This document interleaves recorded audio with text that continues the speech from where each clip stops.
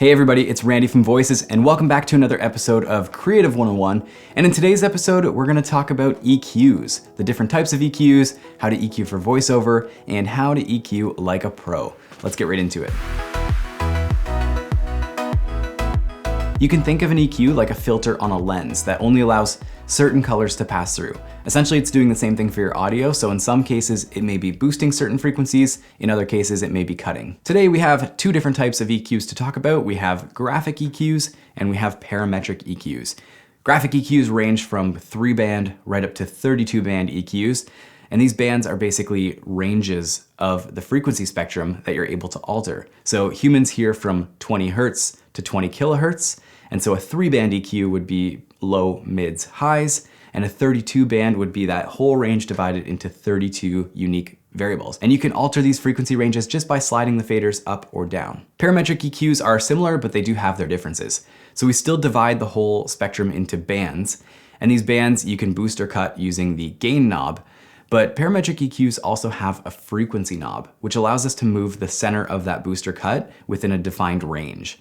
And then we also have a knob called Q or bandwidth. What this does is makes that curve either really steep or really gradual. So this is great if you want to just boost a little bit of low end, you can make it a really soft curve, versus if you want to notch out a specific frequency, you can make it a really tight curve. Both EQs are awesome options and they certainly have their applications. Graphic EQs, you tend to see them more in PA systems or stereo systems and things like that, whereas parametric EQs you tend to find more on recording consoles, channel strips, basically the front end of the recording process, so they work really well for voiceover for that reason. Now obviously parametric EQs have a bit more control with the ability to change the shape of the curve. With a graphic EQ, as you bring up one fader, you're also making that Q more steep, so that's one of the disadvantages of a graphic EQ. Now that we know the different types of EQs, let's talk about the EQ rules, or how to use an EQ like a pro. Rule number 1 is always remove the stuff that you don't need. And so by that I mean, let's use my voice as an example here. So my voice probably only goes as low as about 100 hertz, maybe 120 hertz. So I'm gonna remove everything below 100 hertz with a roll off. So I'll use a high pass filter to roll off all of that low end. Because all of the stuff down in that sort of really low subspace is just, it might be air going to the microphone, it might be a car going by outside, a plane flying by, a subway down the street. Any of those types of low-end rumbling sounds, I don't need in the recording because it's not my voice and it's useless information. The second thing I'm gonna do is remove some of the high end. So in music, we keep all that top end. It's kind of the air, the brightness in the recording.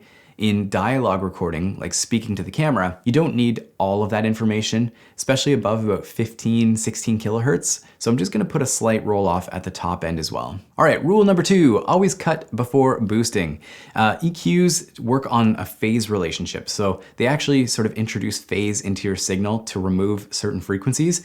It's really convoluted and complex. All you need to know is better audio fidelity comes from cutting rather than boosting. So let's say I want a sound that has a bump in the mid-range, I can actually accomplish the same thing by shaving out the other frequencies around that, which is basically gonna emulate a boost, but it's gonna sound a little bit better. So always cut before boosting. Rule number 3, on the same topic as the last one with cutting and boosting, we wanna reserve the really sharp Qs, so the really, really tight notch filters for cutting only. You never want to boost with a notch filter because it's gonna introduce the most artifacts into your signal. In general, try to be as wide with the Qs as possible. That's gonna give you the most natural and transparent EQ. And rule number 4 is always be mindful of how your frequency content is going to affect your compressor.